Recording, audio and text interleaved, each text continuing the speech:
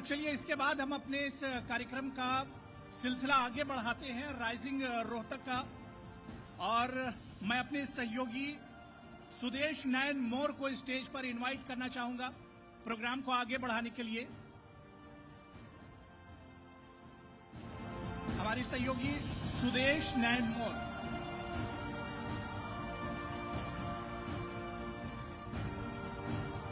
और इनके साथ एक और बहुत खास मेहमान नवीन जय Hind, social activist and social media influencer हैं।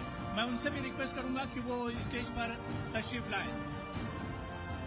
नवीन जय हिंद, जोरदार तालियों के साथ हमारे मेहमान का स्वागत कीजिए। बहुत स्वागत है आपका। सुदेश जी, स्टेज आपके हवाले। प्लीज बैठिए।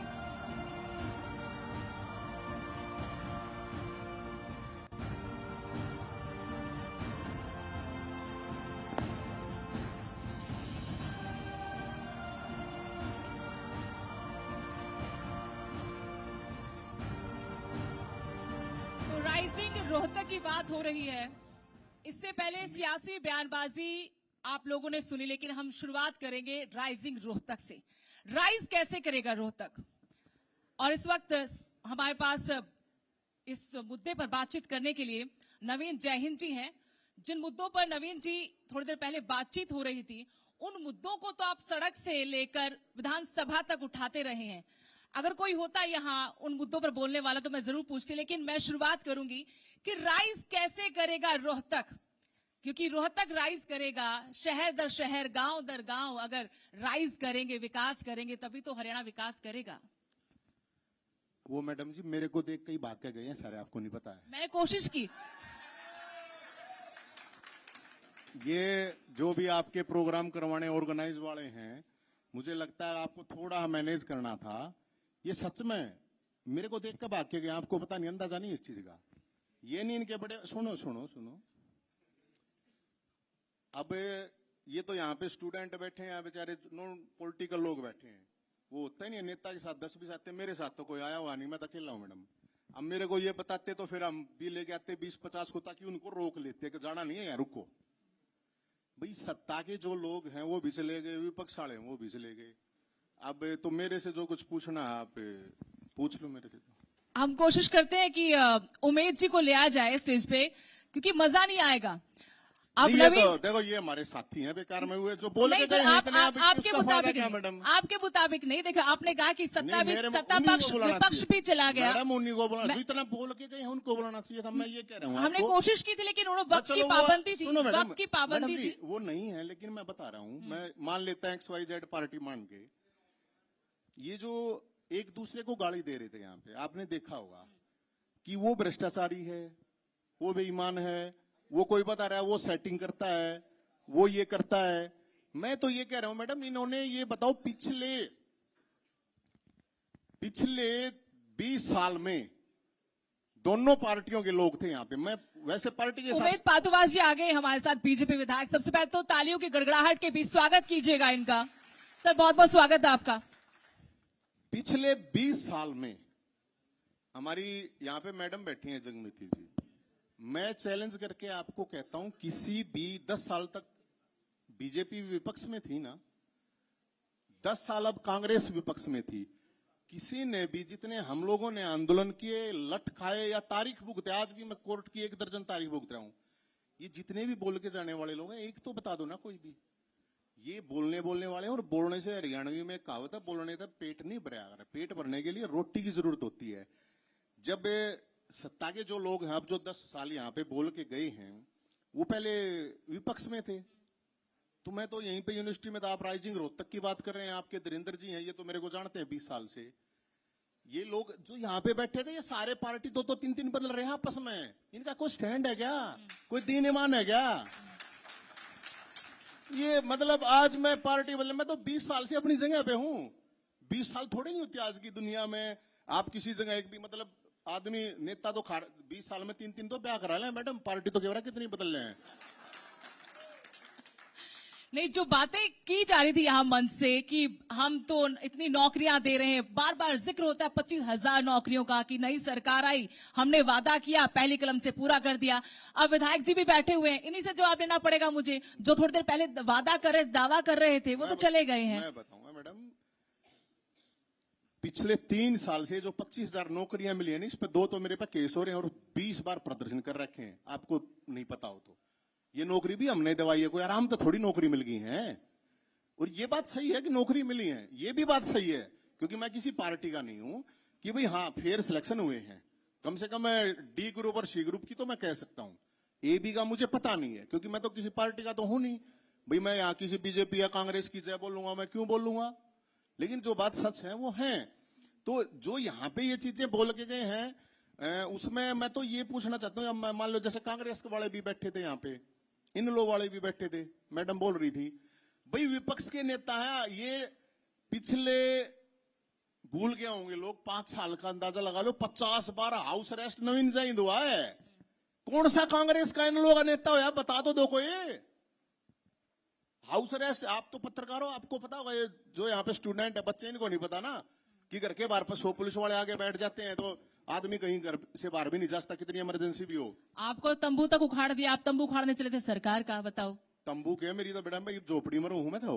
हाँ, तंबू भी पाट दिया है, वही तो बात कह रहा हूं, इनके तो घर पे भी नहीं। ये तंबू पाटने चाहिए विपक्ष वालों के, हाउस अरेस्ट होने चाहिए विपक्ष के लोग। लेकिन आड़ा इतने पानी मार, इतने चमचे, इतने गुलाम है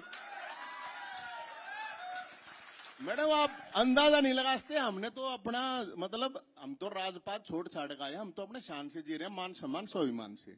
लेकिन मैं वैसे ही बता रहा था, अब आप देखो 3 नेता आए थे, उनकी गलियां 30 चले गए ना, गए ना। तो ये ऐसे ही रखते हैं, ऐसे ही गिलकी मरवाते हैं। मेरा तो नहीं है ना भाई आड़े, इसमें कोई सा बैठा उड़े, मेरा तो कोई भी नहीं मैडम। ये देख लो आड़े आपके, इसके मस्तनाथ इसके यहाँ यूनिवर्सिटी के ही होंगे। तो मैं एक जेन्युइन बात है कि राजनीति में जो अगर सरकार में है तो उसका काम है कि भी लोगों की सेवा करो, उसके काम करवाओ, और अगर विपक्ष में तो उसकी आवाज उठाओ। ये 5 महीने के लिए मारे हैं, 5 महीने, 5 साल ही ये चुनाव हुआ। चुनाव के दौरान क्या होगा आपने भी देखे होंगे, नारे सुने होंगे, आप भी एंकरिंग करती होंगी ना, इधर उधर गई होंगी ना, शेर आया शेर आया शेर आया, ये बच्चों का भी सुने होंगे, सुने ना कि नहीं, हर जगह शेर। ये सारे के सारे गादड़ थे मैडम, गुफाओं में चले गए सारे के सारे। अब नहीं मिलेगा, अब किसी को समस्या होगी। मेरा तो अभी भी जनता दरबार लगा है, मैं तो कुछ भी नहीं हूं मैडम। मैं तो, मेरे बाबू का 2 बीघे जमीन आवे, 100 गज में मकान है, सारे 100 किले 100 करोड़ के थे। ये जो बैठे थे यहाँ पे सारे 100 करोड़ के, अरे ये इसीलिए भाग गया कि वो नंगड़ आ गया कि मैंने कहा गाले कड़ोदा मरता है। ये धीरेन्द्र भाई ने तो मेरा इस बात का प्रोग्राम आपने मेरा पहला कराना था, इनको शामी बैठाना था, मजा आता जब कसूता। कोशिश की थी हमने कि वो रुक जाए, चलो नहीं रुके। अब मुझे भी मलाल है उस बात का, मजा तभी आता है जब वो बातें बड़ी बड़ी कर रहे हो और सामने से जवाब आए। जवाब नहीं आया था, वो सही बात आपकी। लेकिन आप जो बातें हो रही थी यहाँ की, हमने इतने वादे किए तो पूरे कर दिए। उमेश जी आप बताइए, वो कह रहे कि वो तो भागे मुझे देख के, जवाब तो यहाँ से मिलना था। वो तो राजनीतिक लोग हैं, राजनीतिक बातें करते उठ के चले जाते, विकास की बातें ही होती, विकास होता नहीं है। सबसे पहले तो आपका धन्यवाद जो आपने मुझे यहाँ बुलाया। दूसरा, नवीन जैन जी मेरे छोटे भाई हैं, मैं इनका बहुत सम्मान करता हूं, और जो भी कोई अच्छा काम करेगा, चाहे वो किसी भी दल का हो, मैं उसकी जम के प्रशंसा करूंगा, इसमें मेरे को कोई परहेज नहीं। अब रही बात, इन्होंने बोला कि वो चले गए तो आपको रोकना चाहिए था, इसमें कुछ गलत नहीं है। नहीं, हमने कोशिश की रोकने की, वो रुके नहीं। अरे रुके ही नहीं मैडम, आ गया ना। मैं आपको सच बताऊं, चंडीगढ़ में एक डिबेट हुई थी, उसके आप पता नहीं आप लोगों ने मेरे को कैसे बुला लिया, गलतफहमी में बुला रखा शायद है मेरे को। उस दिन के बाद से किसी ने आज तक बुलाया नहीं। नवीन जी, हमने आपको स्पेशली बुलाया, जानबूझकर बुलाया, वो इसलिए बुलाया क्योंकि बातें नहीं करनी थी हमने। हाँ। हमने खोजना था कि समस्याएं कहाँ हैं, समस्याएं दूर नहीं हो रही थी, क्यों नहीं हो रही? ये राइजिंग जो रोहतक लिखा जा रहा है वो राइज करेगा कैसे? जिनके ऊपर ये जिम्मेदारी है वो जिम्मेदारी निभा भी पाएंगे कि नहीं? या फिर ऐसे कोई नवीन जयहिंद होगा और वो रोज सड़कों पर उतरेगा, वो कभी बूढ़ों की बारात निकालेगा, कभी बेरोजगारों की बारात निकालेगा? ये बारातें कब तक निकलती रहेंगी? अब बारात इसलिए, बारात तो नौजवानों की निकलनी चाहिए, जिनके पास रोजगार हो वो तो निकलती नहीं है। मैडम बारात इसलिए निकाली गई थी ये बताने के लिए कि नौकरी नहीं मिलेंगी तो रांडे ही रहेंगे, ज्यादातर तादाद भी रांडा की है हरियाणा में भी। अब बारात इसलिए निकालनी पड़ी थी जब फैमिली आईडी के नाम पे, आपकी जानकारी के लिए बता, कम से कम 80 लाख लोग प्रभावित थे। जब हमने उसको मरा हुआ दिखा दिया था फैमिली आईडी में, तो हमने जब वो बुजुर्ग दादा दुलीचंद की बारात निकाली थी और एक सरकार के मैं वहां पे मिल गए थे एक नेता, मैंने उसको ऐसे ही कह दिया, देखियो तेरा फूफा जी न लग रहा। तो अब वो नेता तो आज तक इतना दुखी है मेरे से, इतना नाराज है कि किसी भी तरह सकरात ने काम बढ़ दूं था मैं, जब भी नहीं माना वो। तो बात ये थी कि लोग परेशान थे, लोग परेशान होके सभी नेताओं के पास गए। अब सारे नेता इतने बड़े बड़े कुत्ते बांध रखे हैं मैडम, वे भोसण तो डर जावा आदमी, न्यू नहीं मेरा पाड़ा है कि नहीं पाड़ा है। लेकिन मैंने कहा जी भाई मैं इतना बड़ा इशू है, मेरे बस की बात नहीं है। लेकिन जब मैंने लोगों को देखा, किसी के बीपीएल कार्ड काट दिए, किसी की विधवा पेंशन, किसी के विकलांग, तो हमारे से, क्योंकि हम सामान्य घर के हैं तो हमसे नहीं देखेगी ये चीजें, तब निकाली थी वो बारात। और आपकी जानकारी के लिए बता दूं, सरकार को लगाना पड़ा था, खट्टर साहब उस टाइम पे सीएम थे, पूरा फुल छुट्टी का दिन भी कैंप लगे थे, और 3 लाख बुजुर्गों की पेंशन बनी थी, और बीपीएल कार्ड, विधवा, विकलांग 80 लाख फैमिली आईडियों में से आज 75 लाख फैमिली आईडी ठीक करनी पड़ी इनको। सीटी हो नहीं रहा था, हमने बेरोजगार बड़ा खाओ, धक्के खाओ बेचारे। अगवाई साहब जिनका रिश्ता हो रहा था वो रिश्ता टूट गया, क्योंकि आजकल छोरी वाले पे न्यू दिख रहे हैं ना, नौकरी ना करी तो है ना, चाहे ग्रुप डी में मिल जावे, छोरी ने भी इतना ब्याह तय नहीं है, चाहे 35 के 40 साल की हो जाएगी, बताइए नौकरी बिना बात नहीं बनेगी। तो है एक इसलिए इश्यू था कि भाई शादियां नहीं हो रही थी, और शादियां, इसलिए हमने सोचा मैं अभी चलो बेरोजगारों की बारात निकाल लेते हैं। तो मैडम हम तो जो जेन्युइन इश्यू थे, मैं तो चुनाव के दौरान, आचार संहिता के दौरान भी मेरे को तो एसपी साहब ने कहा, बोला आचार संहिता चुनाव इसमें ईसा केस लाग जाएगा, तेरा मुश्किल हो जाएगी। मगर भी लाकण दे, मैं तो आचार संहिता में भी आंदोलन किया मैडम। आज जब सरपंचा का लठलाके थे तो मन गलियां लटकाए, कर्मचारियों का लागा थे तो मैंने, तो ये जो नेता बैठे पे ना क्या करा रही है, जैसे होया नहीं कर, पुलिस जो है रोड़ा हो गया जी, बोला फूट फाट लेने तो उसके बाद आओगे, ये भी ऐसे ही है।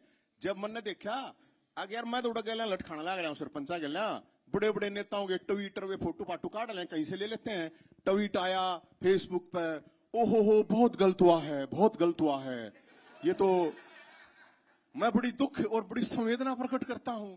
इतने नकली सौदा है मैडम, इतना दोगला सौदा, आपने बेरा एक होना सारी बातों का।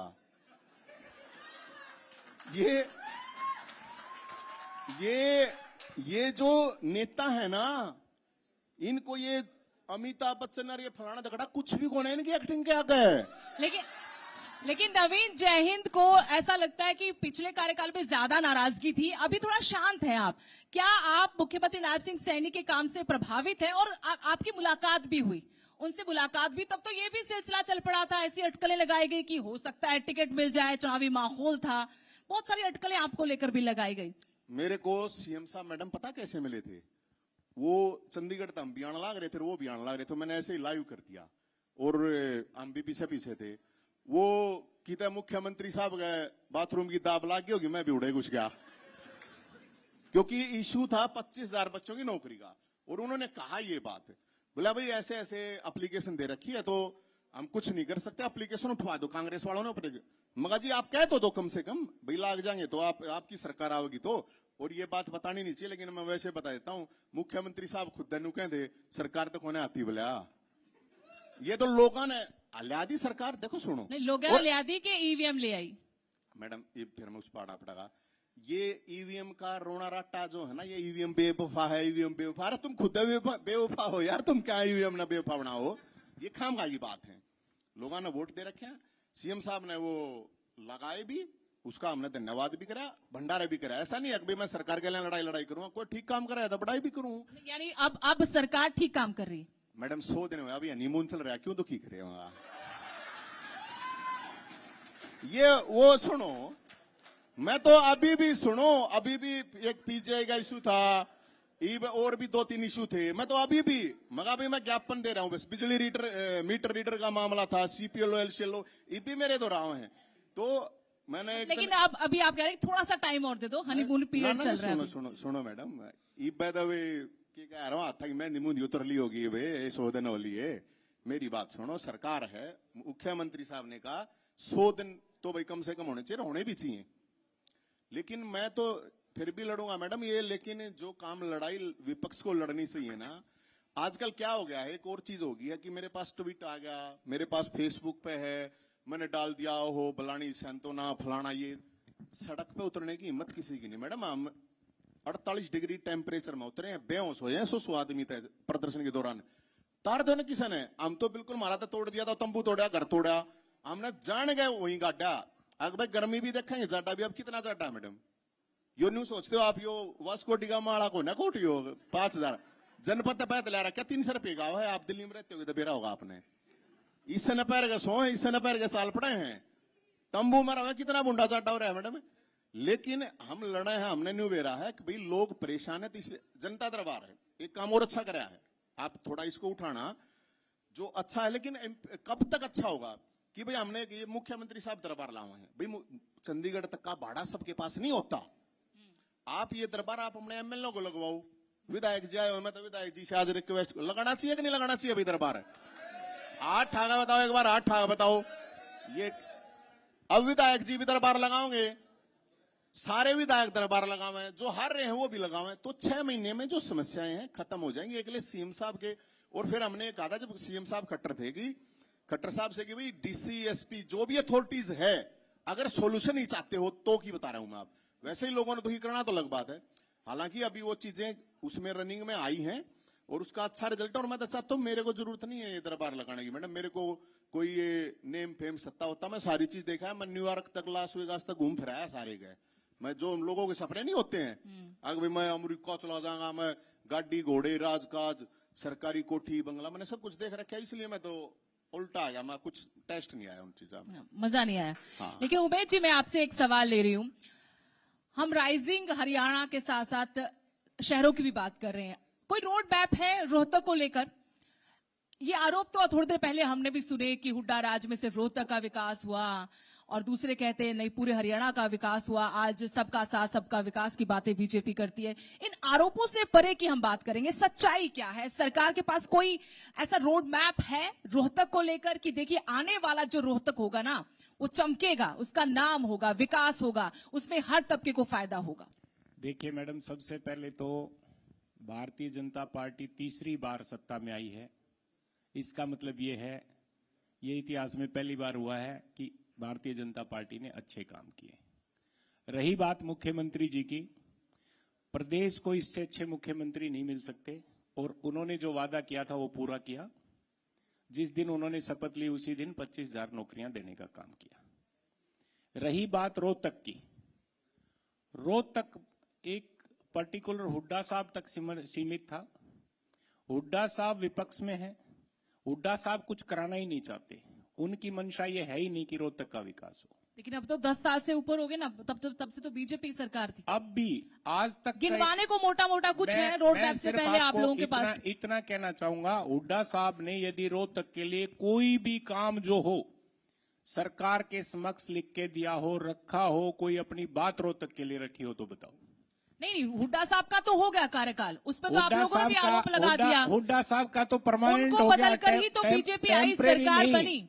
आप लोगों ने भी 10 साल में कुछ किया होगा रोहतक के लिए, या इन लोगों से मैं पूछूं कि 10 साल में क्या किया? नवीन जी बैठे, इससे बड़ा उदाहरण क्या होगा? 10 साल में बीजेपी ने रोहतक के लिए ऐसा कुछ काम किया? मैडम वो जो बताया गया था वो ही चला गया, अब क्या बताऊं मैं? नहीं, आप तो मुद्दे उठाते ना, आप तो समस्या गिनवाते हैं, आप बता सकते हैं कि क्या काम किया है। हाँ। काम की बात ये होती है मैडम कि अभी थोड़े दिन पहले की बात है, बड़ी मतलब आप भी सोचोगे कि ऐसे कैसे हो सकता है। मैं सांगी गांव में ही गया था, हुड्डा साहब का खुद का गांव है, और वहां की महिलाएं आई थी कि हमारा घर गिर गया। मैंने सोचा यार सांगी में तो ऐसा नहीं होना चाहिए, तो जब मैं वहां मेरे पास आई तो मेरे को वापस जाना पड़ा। तो वहां मैं गया, मेरे को दूसरे और मोहल्ले हैं उनमें भी लोग बुलाते हैं, अभी आप अगर विकास की बात हो तो 10 साल हो गए। मैं आपको थोड़ा है एक रिक्वेस्ट करूंगा, नहीं तो धीरेन्द्र भाई हैं, कहोगे तो आप वीडियो भेज दो। आप बीजेपी ऑफिस है, स्टेट ऑफिस, उसके बाहर सामने चले जाओ आप, विधायक जी भी हैं, ठीक करवा देंगे तो भला होगा।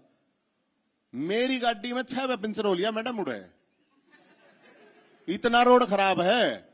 और मेरी तो मुश्किल था, कई जना ने इकट्ठा हो गया, किस्ता दवा रखी है, टूटा पड़ा है। अरे ईब चुनाव होया था जब बने हुए रोड थोड़े बहुत बने भी हैं, तो जो एक कॉमन काम होता है वो तो कोई भी सरकार आवे करवाती है, और इसमें कोई शक नहीं है। पार्सलिटी करते हैं लोग, अपने एक क्षेत्र की बात है तो उस क्षेत्र में काम करवाते हैं, सच्ची बात तो है ही। और राजनीति है क्या मैडम? राजनीति या तो जात की है या क्षेत्र की, और क्या है? और तो कुछ मन लगता नहीं। तभी तो आज ऐसे ऐसे प्रोग्राम हमें करने पड़े कि विकास की बातें करनी पड़े, कि चलिए विकास की बात हो। विकास के नाम पर कोई वोट भी ना देता मैडम है, कौन से चक्कर में पड़ रहे हो? विकास के नाम पर कोई वोट ना देता, वोट तो रुका पार्टी को जो वोट मिली है वो विकास के नाम पे ही मिली ना भाई साहब ने सारी तो नहीं चल लगी, थोड़ी बहुत ना जी, जो कति साची बात से वो बताई है। मतलब जब वोट गिरने जाता है कोई ये कहे कि भी विकास, अब ऐसे तो सारा रुक्का मारा करता, सारा हरियाणा दीपेंद्र हुड्डा भूपेंद्र हुड्डा खा गए सब कुछ, रोहतक मिला दिया। अब भूपेंद्र हुड्डा भी थे उस टाइम पे, एमपी का चुनाव लड़े थे, दीपेंद्र हुड्डा भी थे, दोनों चेप दिए लोगों ने। बताओ कैसे? आप ये देखो, अब जैसे मान लो रोहतक में पिछली बार जो है वहां से रोहतक शहर की बात अगर आप करोगे तो बीजेपी का भी एमएलए बना। तो काम तो जो एक तरीके से एक कोई भी सरकार आती है अपने एक क्षेत्र की करती है और अपनी जाति को बढ़ावा देती है, इसमें नो डाउट मैडम। यहाँ जाट और नॉन जाट और लड़ाई क्या है चुनाव की, और कुछ ना है। यानी आप मानते इस बात को कि विकास के नाम पर वोट इस बार भी नहीं पड़े हरियाणा में, जात पात पर ही सरकार बनी? 10% मान सकूं मैं, सब मैनेजमेंट है। आपका जो टिकट किसको देनी है, उसकी कास्ट क्या है, उसका कॉम्बिनेशन क्या है, ये मैं विधायक जी को नहीं कह रहा, ये तो बहुत मेहनत कर रहे हैं भाई ना, तो कई साल तो लग रहा है। ऐसे बहुत कम लोग मिलेंगे। इतना प्रेम कैसे है आपका विधायक जी के साथ? मेहनत करनी आदमी है, ज्यादा प्रेम मैडम, मैंने पार्टी का मतलब थोड़ी है। अब कोई भी संघर्ष करने वाला मत है, किसी भी पार्टी का है, चाहे कांग्रेस का हो, बीजेपी को, XYZ हो, कोई भी संघर्ष कर रहा है अपनी जगह पे, मैं तो बहुत प्यार प्रेम करा कर घुसता है। इसमें की है ये बाड़, ये जो और बैठे थे इनके बारे में तो ना कोई मुझे पता क्या, वे भाज के वे डांटने चाहिए थे। मैं सीधी बात है मैडम, आप निष्पक्ष आदमी हैं, कोशिश ये करते हैं, मैं कोई नू तो कहता हूं ना मैं 100 निष्पक्ष हूं, लेकिन कोशिश ये करते हैं अगर कोई अच्छा काम करता है, संघर्ष करता हो, किसी जाति बिरादरी एक क्षेत्र का आदमी हो। लेकिन नवीन जयहिंद भी 36 की बजाय 37 बिरादरी की बात करते हैं, वो समझाएंगे आप मुझे? 37वीं बिरादरी हमने बेरोजगार ही बनाई थी कि कोई बिरादरी ना होती, घर के भी रोटी ना देते टाइम पे बेरोजगार ने। मजाक की बात नहीं है, कोई मतलब कोई बीड़ी पीनी नहीं चाहिए, बीड़ी सिगरेट जो भी है, लेकिन मांगी बीड़ी सिगरेट भी ना देता मैडम इन्ना कोई, मतलब बेरोजगार देवर ने भाभी रोटी भी ना दे, आप क्या सोचो हो? अरे सच है, नहीं बेशक भाभी बेशक बेरोजगार हो, वहां तो भाभी है ना।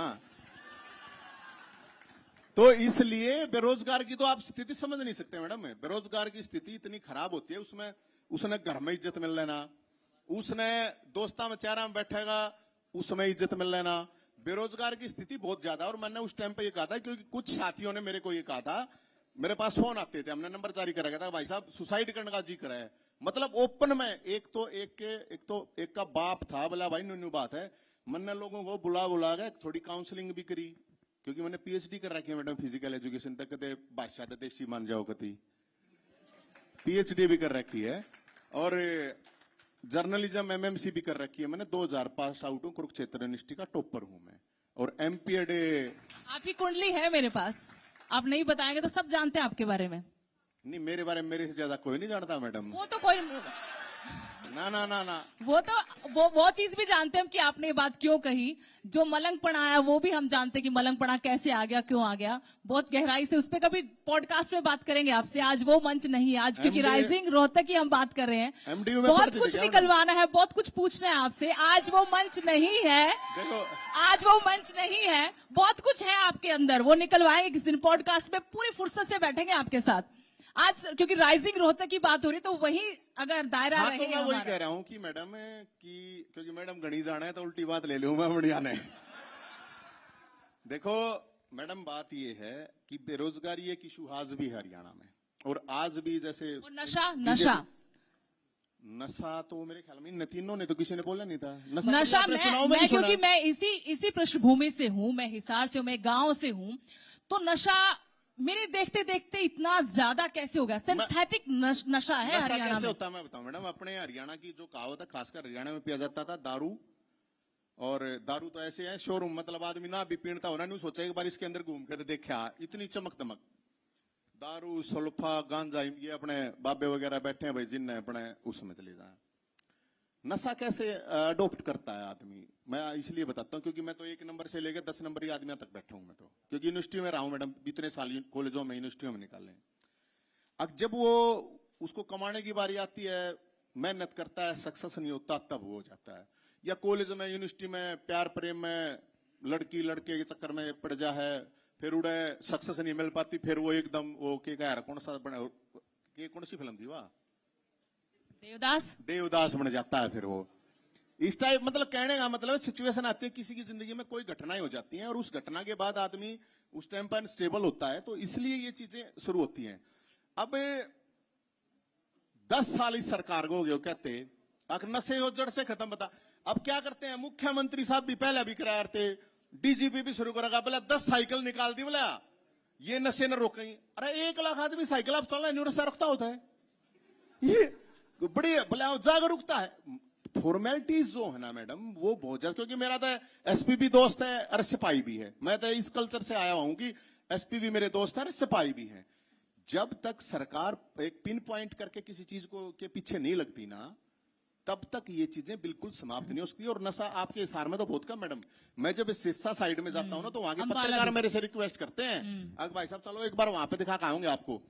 और पहले क्या होता था, नशा नीचे गरीब आदमी है, मरे हैं, मरण दो लोग नहीं है, मतलब था। अब तो जो अपने पैसे वाले के हैं, मतलब जैसे कुछ लोग नहीं यार अच्छे करोगे, मैं नहीं मानता अच्छे घर के हैं, किसी तो 500 गज की कोठी है तो अच्छा थोड़ी है, चोरू चुक्का अगर रुपये इकट्ठे करके कोठी बनाया तो अच्छा तो है नहीं।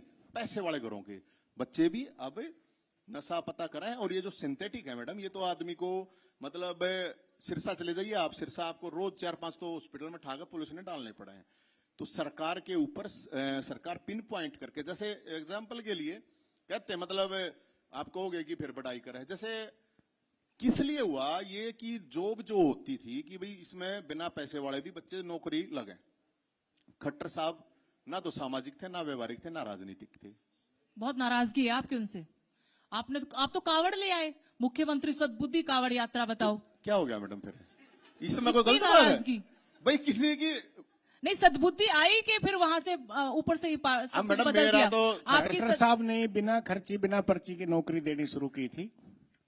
खट्टर साहब ने ही यहाँ हरियाणा में ईमानदार सरकार दी और जो भ्रष्ट अधिकारी थे उनको जेल में डालने का काम किया।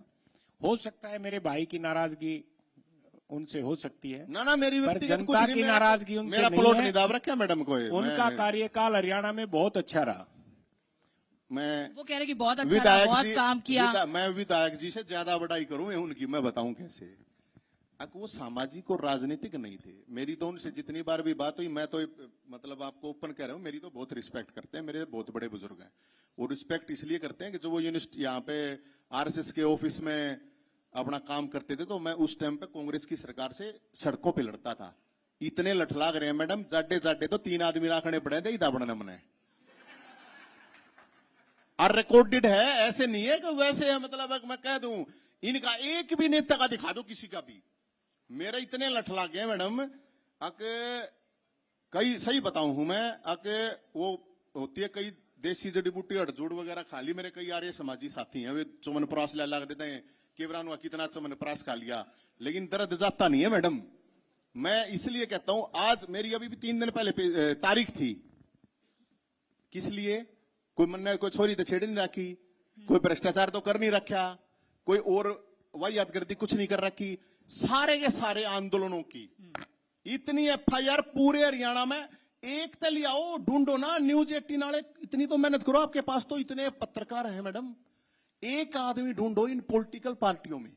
अगर भाई हाँ जो इतनी तारीख भुगता है, मैं कुछ भी चला जाऊं, अगर भाई किसान ना पानी नहीं मिला था, सिंचाई विभाग में चला गया, मैं यो प्रणा ले रहा था मैं, और कुछ मिलना नहीं, मैंने वो बांध दिया, वो था ही नहीं उड़े, बोला ताला लगा दिया, करो एफआईआर। बाहर के बालका ने भर्ती करे थे, मैं चला गया उड़ा छोरी 10 छोरी रो के खड़ी होकर रोने लग रही थी, जाकर बूझी उड़ा रोड़ा हो गया, चलो करो FIR डालो इसको अंदर। और अभी नुका है ना ये सब सांस की बोला पोल्यूशन पोल्यूशन। एक जहां पे मैं रहता हूं 1000 पेड़ है मैडम, 1000 पेड़, मगर अभी इन पेड़ा नहीं कटने दूंगा मैं। झोपड़ी गिर रखी है 10,000 झोपड़ी रोहतक में, पूरे हरियाणा में 1 लाख होंगी, पूरे देश में तो करोड़ों झोपड़ी होंगी। अकाड़ा गलत जगह पर झोपड़ी गिर रहा है, सिर्फ समस्या सुनता हूं मैं। वो तो कहते कब्जा कर रखा है आपने। मैडम कब्जा कोई लेंटर गिर रखा हो, कोई टीन टप्पड़ गिर रखी हो, अगर ऐसे कब्जे हैं तो वही तो मैं कह रहा हूं ना मैडम। 10,000 तो झोपड़ी यहाँ रोहतक में ही है। मेरे ऊपर सीधा रात ने 500 पुलिस वाला लेगा हूं, मैं एकला रहूं, एकला मेरी गला एक कुत्ता है जो इतना प्यार, फिर वही तो मैं पूछ रही हूँ, वही मैं आपसे पूछ रही हूँ कि इतना प्यार कैसे कि आपकी झोपड़ी हटाने के लिए 500 पुलिस वाले लगा दिए वहां पर। आपने वीडियो नहीं देखी? देखिए, मैंने तभी तो पूछा कि 500 पुलिस वाले। मैं तो 500 पुलिस वाले उस वीडियो में देख लो, 500 पुलिस वाले। अरे उसने तो 4 आदमी आकर वैसे हिला देते ना मैडम। वे पुलिस वाले कई मेरे दोस्त हैं, क्योंकि जब उनकी बेचारा तनख्वाह नहीं बढ़ रही थी ना, तो उनके लिए भी मैं लड़ा था। कई पुलिस वाले तो खड़े खड़े रोए थे, पुलिस वाला का रोया कर मैडम, कद्दे भी ना रोवे, मकाच वैसे ही लाग डाल देते। 2 जैसे भी ले रखी उसता भी उसने तोड़ ताड़ के, ये हालात है, बताओ क्या है। जब इतना करने का जुनून है, जब आप कह रहे हैं कि मैं इतना करता हूं, लोगों की हर तबके की समस्याएं सुनता हूं, आप अभी कुछ सुगबुगाहट थी कि पार्टी पुर्टी बना रहे हैं आप? ना मैडम, कित के वो क्या करा ना, कहा तो बोला गदी मरी पड़ी है सोनीपत के बाड़े। मैंने ये कहा था कि भाई मैं जैसे आप कह रहे हैं ना 100 कित लिख रखा हो, 100 बता रहे थे आप राइजिंग सिटीज 100। तो मैं तो ये कह रहा था हरियाणा में हम ऐसे नौजवानों को ढूंढेंगे जो सिस्टम से, सरकारों से जो लड़ सके, निष्पक्ष होकर। हाँ, वो सेना भी तैयार नहीं हुई आपकी, है ना? वही वो 100 ढूंढने के लिए मैं कह रहा था।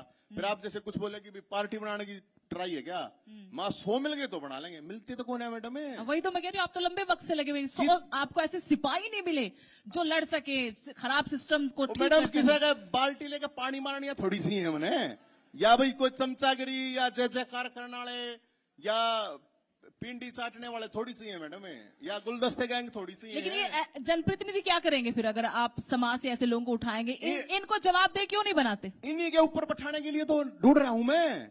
अब विधायक जी काम कर रहे हैं कि नहीं कर रहे हैं, विधायक जी जनता दरबार लगा रहे हैं कि नहीं लगा रहे हैं, इन्हीं के लिए ढूंढने के लिए मैडम।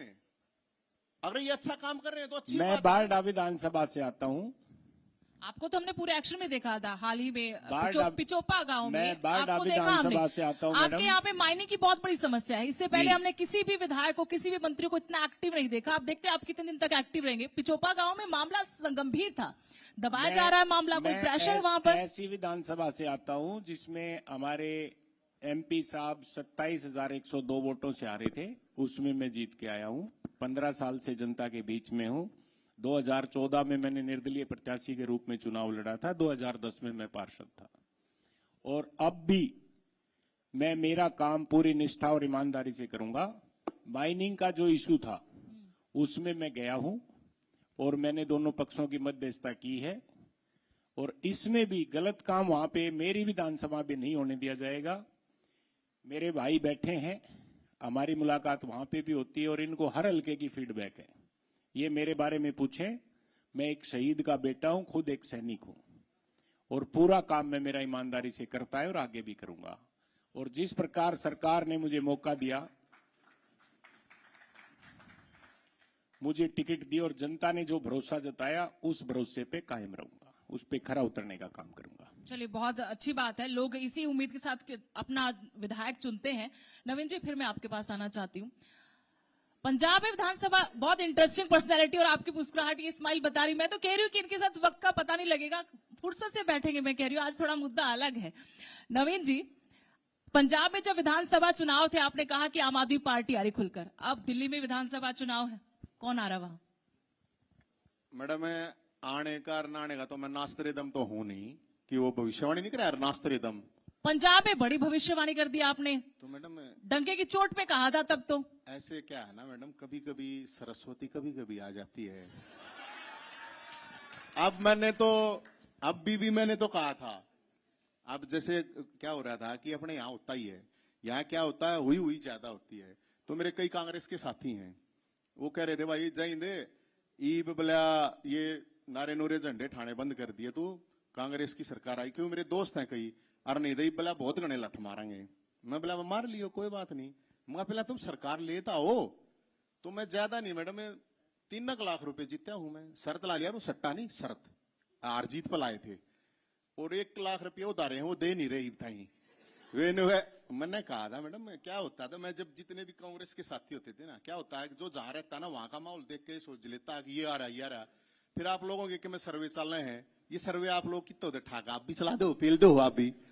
तो क्या होता है जब आप ग्राउंड की बात करते हो, तो मेरा कोई बड़ा नजदीक की साथी था कांग्रेसी, मैं बोला कि तू ऐसा कर वहां से कालका से शुरू कर दे विधानसभा और तू गिनवा के दिखा दे।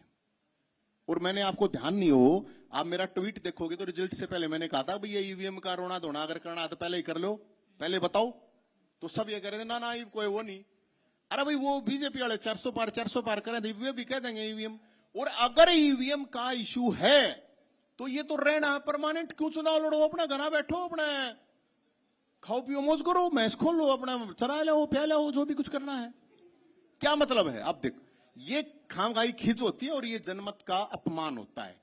आप अपनी कमियां नहीं देखोगे, आप अपने वो नहीं देखोगे।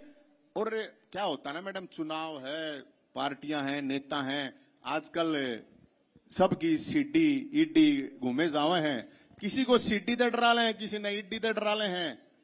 तो ऐसा ही है मैडम। तो मैं तो पॉलिटिकली तो मैं और ज्यादा तो मैं आपको, लेकिन बहुत सही बात आपने कही और शुरुआत भी आपने यहीं से की थी। राजनीति में जब तक ये सब कुछ होता रहेगा, क्या आपको लगता है कि विकास की बातें करना बेमानी है?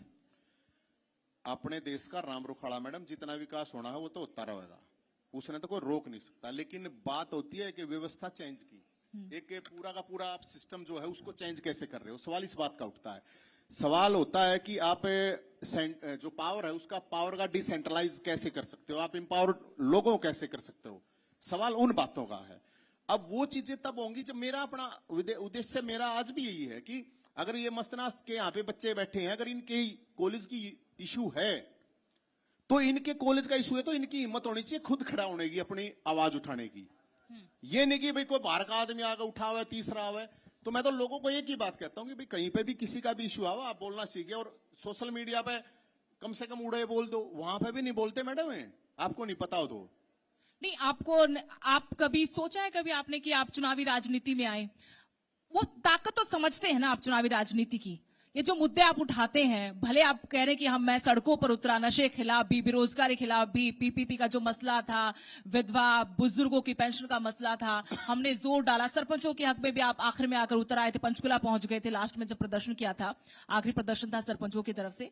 आपको नहीं लगता कि ये जो समस्याएं हल होंगी उसमें चुनावी राजनीति में अगर जाएंगे, चुनाव जीतकर आएंगे, विधानसभा जाएंगे या फिर संसद जाते तो उससे जोर तो पड़ता ना, वजन तो आता है। कुछ भी सौदा नहीं मैडम, देख लिया ना, मैं क्या एमएलए एमपीओ के साथ नहीं रहा। आप मैंने कोई मुख्यमंत्री तो मैंने बनाओ नहीं, मुख्यमंत्री नीचे किसके पास कुछ पावर ना होती ना, मेरा होता आपने। ये जो बच्चे हैं ये भी सुन लो अच्छी तरह से, किसी के पास कुछ नहीं होता। आप एक बात बताओ, 90 विधायक थे पक्ष विपक्ष के, 15 सांसद थे राज्यसभा लोकसभा के। बात होती है इच्छा शक्ति की। अब अगर हमने इतने लोगों के लिए लड़के पेंशन बनवाई, विधवा विकलांग या राशन कार्ड बनवाया, या प्रावर की जमीन थी, बड़े बड़े मतलब हमारे तो समाज के क्योंकि जात पात का तो सिस्टम है ही ना, बड़े बड़े ब्राह्मण नेता थे, किसी की हिम्मत नहीं हुई मुख्यमंत्री के सामने जाकर हमने फरसा टागा, जमीन वापस ली, नहीं ली हो तो बताओ। तो फिर एमएलए एमपी क्या करवा पाए बताओ? लेकिन सुनो देखो, अपना घर भर सकते हो और कोई एमएलए मतलब दृढ़ इच्छा शक्ति का हो, सामाजिक हो, वो लोगों के लिए काम कर सकता है। नहीं तो आप, मैं बतानी नहीं चाहिए, मंत्री जी बड़े बड़े जो मंत्री होते थे वो मेरे को फोन करके कहते थे जय इस पे भी 2-4 बरोड़ा कर दे यार, मुख्यमंत्री साहब फाइल पे साइन नहीं करे तो काजित हो जाएगा। क्या है ये? इसका मतलब मुख्यमंत्री की हिम्मत नहीं है जाके कहने की। मैं जेल में आया था मैडम, सुनो, ये तो जालिए जेल मंत्री, जेल में आया था मैं, तो जेल में कैदी मेरे तेने बोले 12 दिन रहा था मैं, डाल दिया था अंदर।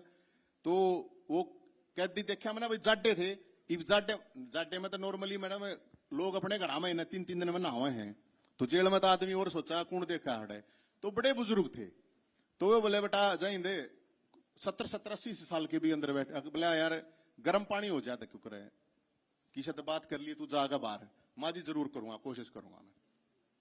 ठीक, उड़े के था 1 थैली दूध, मैं जो कर 2 याद दे दे, मैं वैसे तो 1 थैली होती है कैदी की, क्योंकि कैदी की भी एक डाइट होती है, कुछ इस तरह का मामला कई बताए उनने। मैंने बोला ठीक है, मैं बाहर आके मैंने सीधा मंत्री का लगा दिया फोन, मगा मंत्री जी की रस्सा, मगा यो कम से कम थोड़ा बड़े बुजुर्ग आदमी है, तो मंत्री जी ने वो काम भी करा, हालांकि लेकिन उन्हें ये कहनी पड़ी अगर भी थोड़ा है कि तू मन ने इतनी गाड़ दे मेरे कहने तोब का मुंह कर रहा है, एक तो मुख्यमंत्री कहने भी कर दे बोला मैं तगाचे तो करवा लूंगा, और वो हुआ। आपने तो बहुत तोप के मुंह गाड़ी आपने बहुत करे पिछली सरकार में। नहीं मैं तो मैडम हुड्डा साहब थे, जब मैं तो हुड्डा साहब के घर के भीतर पुतला फूका था जलता। ये पता है क्या हो रहा है एक, और अब आप वह बात है, आप नई नई पत्रकारिता में ही होंगी। मेरे को तो बहुत साल हो गए। कितने हो गए? 15 साल हो गए। तो उस टाइम पे आप शायद पढ़ ही रही होंगी।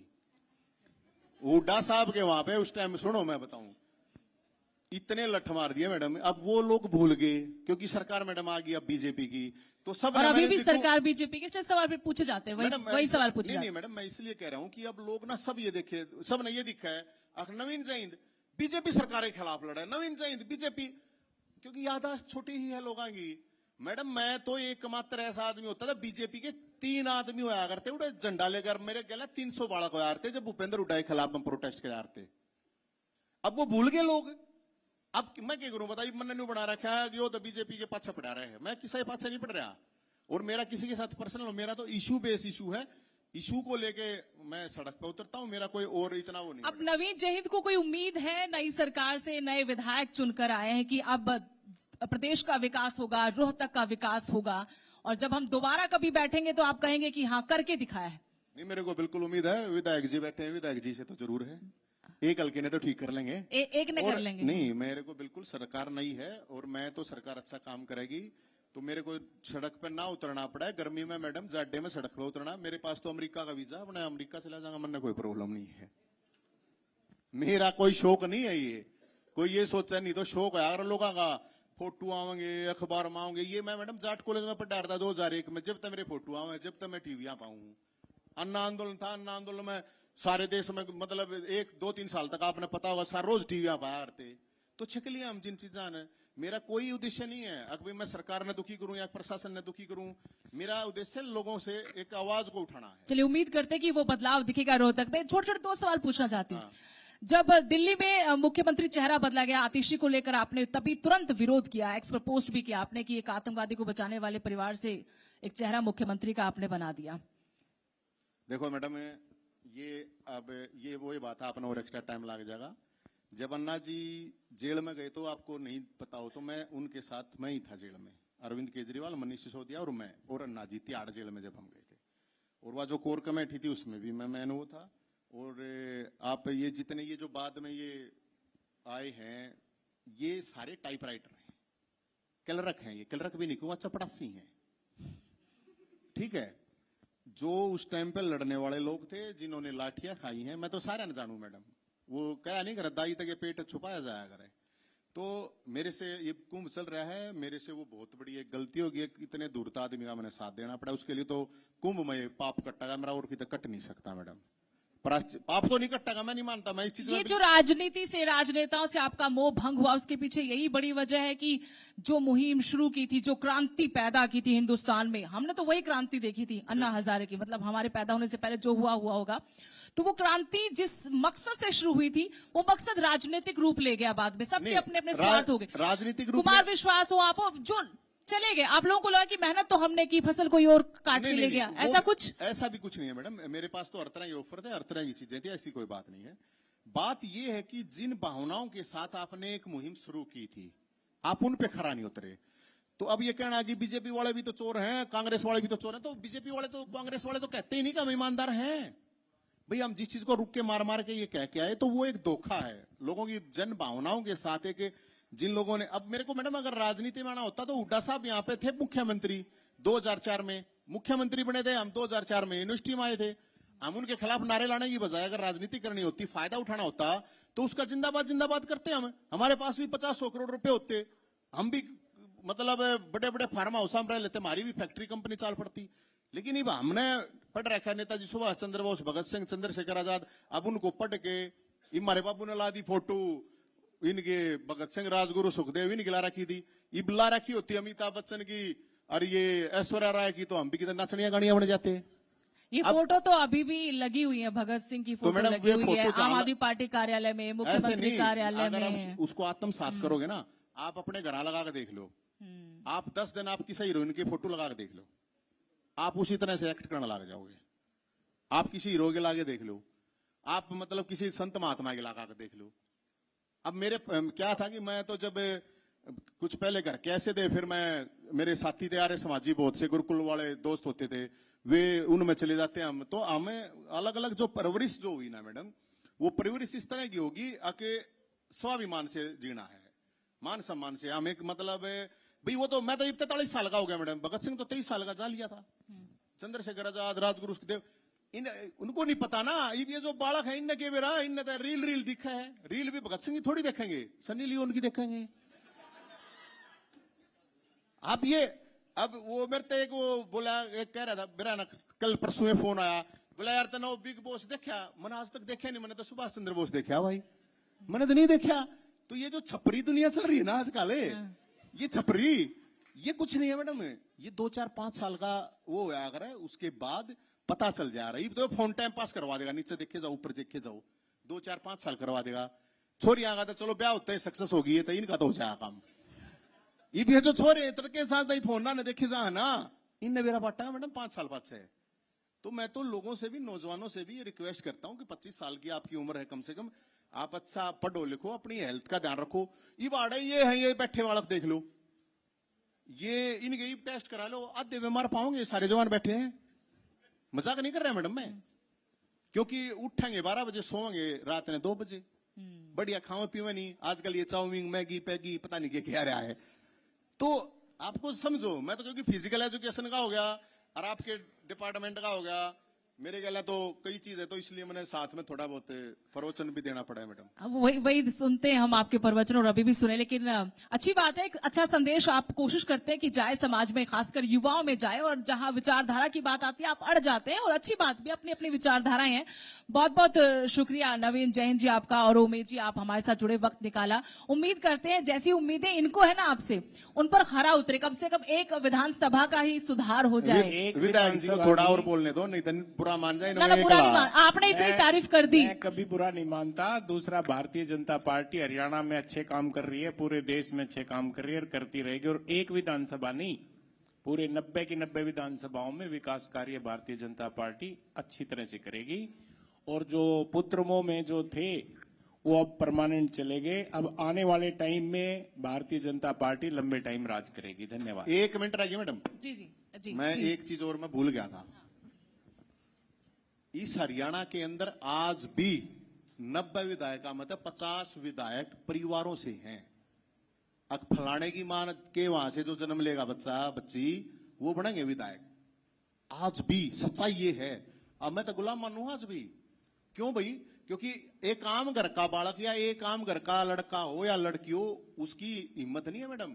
और थोड़ा बहुत हमारे जैसा थोड़ा उखड़ू टाइप का हो गया, उसकी तो राजनीति में, तो मैं इसलिए मैं राजनीति के लिए आप लोगों से मैं ये कहता हूं, हालांकि ऊपर तो मोदी जी भी नहीं कहे कोई राजनीति में हो, लेकिन मैं एक रिक्वेस्ट करता हूं, इस राजनीति से बिल्कुल दूर रहना। आम घर के बच्चे,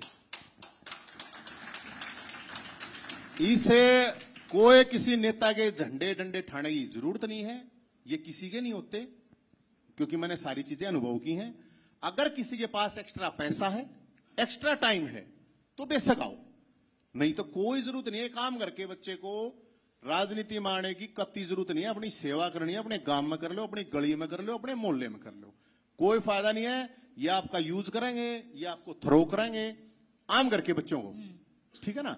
तो इसलिए मेरी ये भी एक नौजवानों से रिक्वेस्ट है कि ये नशा और अपराध, नशा और अपराध से तो दूर रहना ही है, राजनीति तक भी दूर रहना है। हाँ, वोट जरूर गिर खाइयो, चाहे नोटा भी दबा खाइयो, इससे कोई प्रॉब्लम नहीं। चलिए, इससे जो चर्चा कहीं और चली जाएगी, कि मैं पहले कह चुकी कि किसी और दिन बैठेंगे, फुर्सत से बात करेंगे, राजनीति से युवा क्यों दूर रहे। इस पर थोड़ी बहस करने वाली बात है कि इस पर थोड़ी बहस होनी चाहिए, चर्चा इस पर होनी चाहिए, लेकिन अभी के लिए तो बहुत बहुत शुक्रिया नवीन जी, वक्त नहीं मेरे पास। इस राजनीति में मैडम न्यू क्या नहीं कराया, क्या होता है बोला प्यार में धोखे मिलते, राजनीति में तो 100 धोखे मिलना, प्यार में तो 2-4 मिल जाएंगे। किसी और से बातचीत करें, आप स्टेज पर हैं, बहुत बहुत शुक्रिया आपका। स्टेज पर हमारे जो मेहमान हैं वो स्टेज पर बने रहे और बड़ी बेबाकी से नवीन जी ने अपनी बात रखी है। नवीन जी, एक शेर आपके लिए मेरे जहन में आ रहा है कि मेरे चिराग में इतना तो असर हो, जहां जहां अंधेरा है उजाला हो जाए। बहुत बहुत शुक्रिया, बड़ी बेबाकी से आपने अपनी बात रखी है और मैं पूरे रिस्पेक्ट के साथ बाबा मस्तनाथ यूनिवर्सिटी के वाइस चांसलर साहब HL वर्मा साहब को इनवाइट करना चाहूंगा स्टेज पर कि वो हमारे जो मेहमान हैं उन्हें मोमेंटो दे। जोरदार तालियों के साथ